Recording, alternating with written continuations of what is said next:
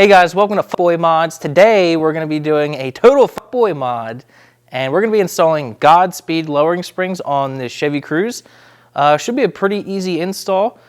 We already did the passenger side and it went pretty smooth, so we'll show you how to do the driver's side. Should be pretty easy. Let's get started. We're going to start off with the front, and to start off, we're going to remove this nut right here on top of the strut. It's a 24 millimeter nut. You should be able to just zip it off, hopefully.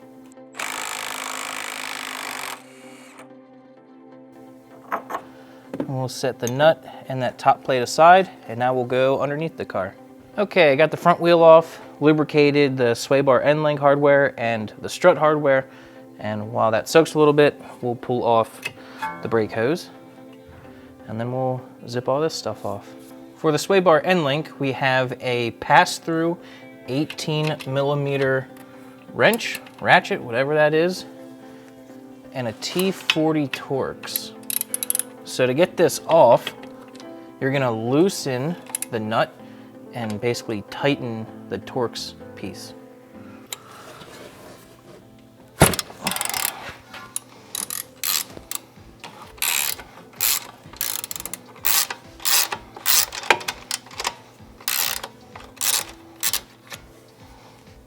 She is dirty.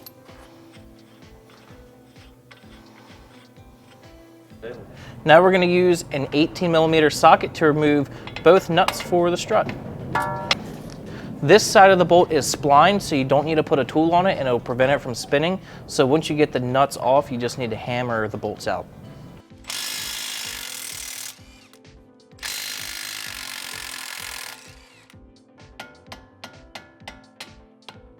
Yeah, see if you can do it. Oh, of course. You mean to send it back in? No, that's okay. Movie magic.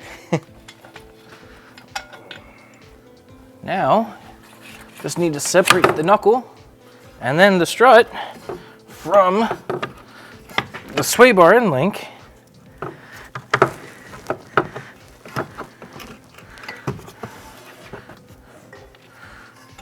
There you go.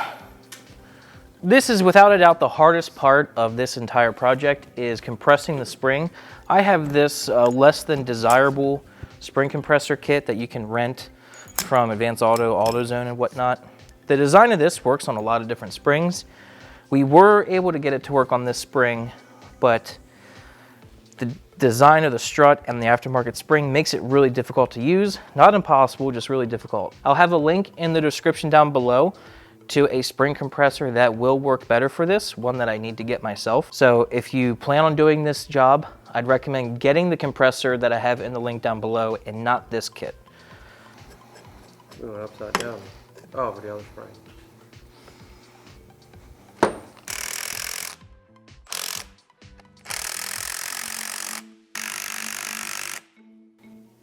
Well, that's hopefully good enough. Now we can put the same socket on here that we used for the top nut in the engine bay. And that should zip right off. Once again, this is a 24 millimeter.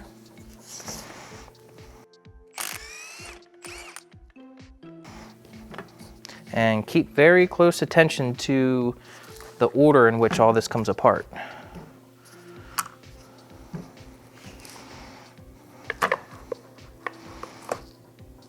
So that goes on like that.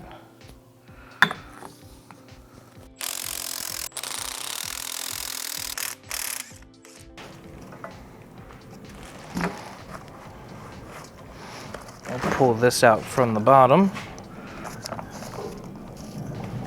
Also keep a very important note as to where this lower rubber perch isolator thing was sitting. It only properly sits in one spot. Make sure that doesn't move on you.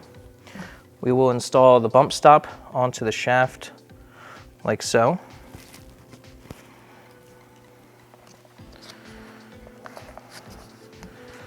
Feed this up through the spring.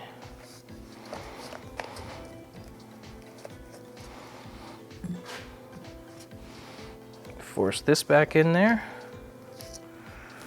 Now for the fun part. So when we installed the other spring, we put this hex part of the compressor on the bottom side.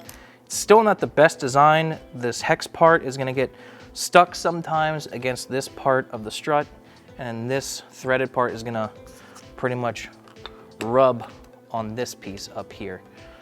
Well, it works. It does work, but like I said, this is not the most desirable tool for this design of strut and spring.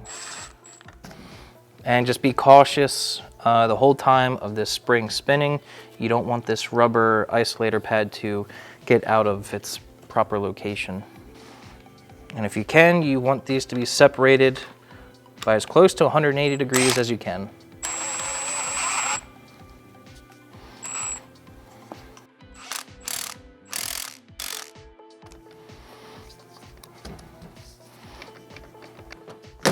Got two 19s, Daggone. so we don't have to worry about one getting stuck.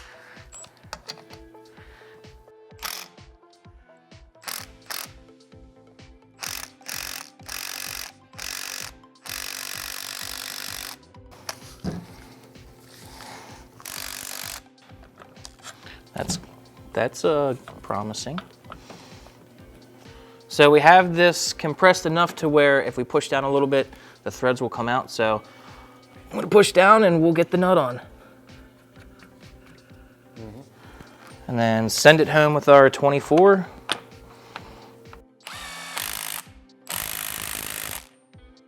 And then take the compressors off.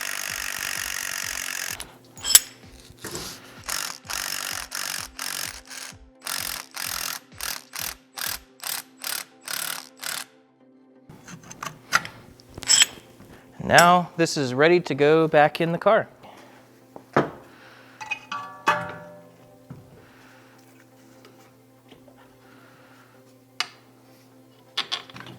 I'll get a bolt. See what that needs to do. There it is. Boom.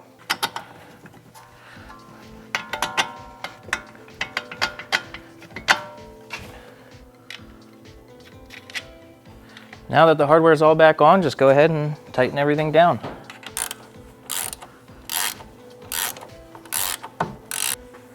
In case you didn't catch it, I put these bolts in the wrong way.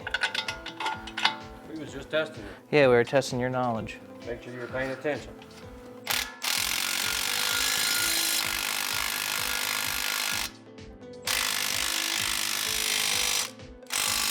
We're now finished on the bottom side of the car. We're gonna put the wheel back on, lower it down, and then go back to the engine bay, and then you're finished the front.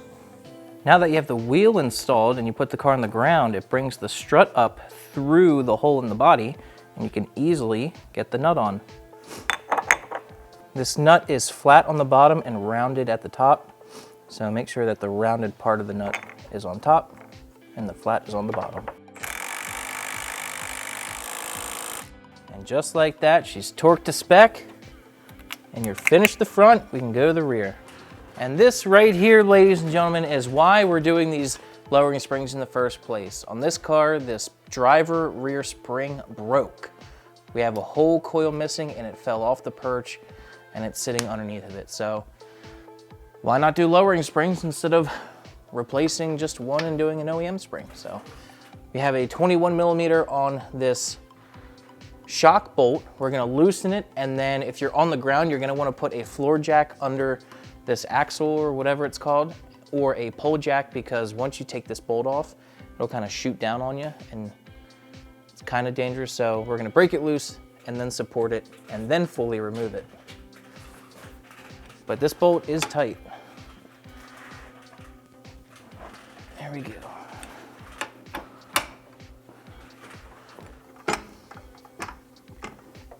Okay, now that we have it supported, we'll remove the bolt.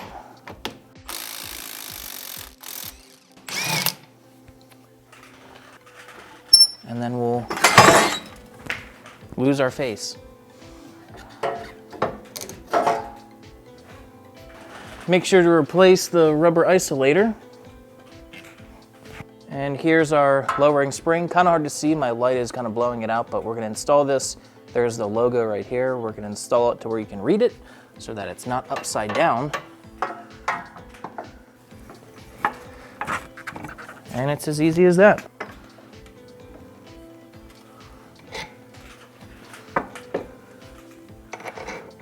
A little more, about a 1/4 inch. Right there. Just like that, it's torqued to spec. And do the same thing to the other side of the car and you just lowered your Cruse. All right, we got our Chevy Cruise lowered. Pretty simple install, very straightforward. Not that difficult at all. The hardest part is the spring compressor that I have on those springs. I would not recommend using that style. If you're gonna do this job, I'd recommend the one that's in the description down below. This job should only take you about 2 or 3 hours, and then you should have a pretty good looking Cruse afterwards. And hopefully it doesn't ride like crap. I don't think it will, but yeah, hope you guys enjoyed this video. Hope you learned something, and we'll see you next time. Thanks.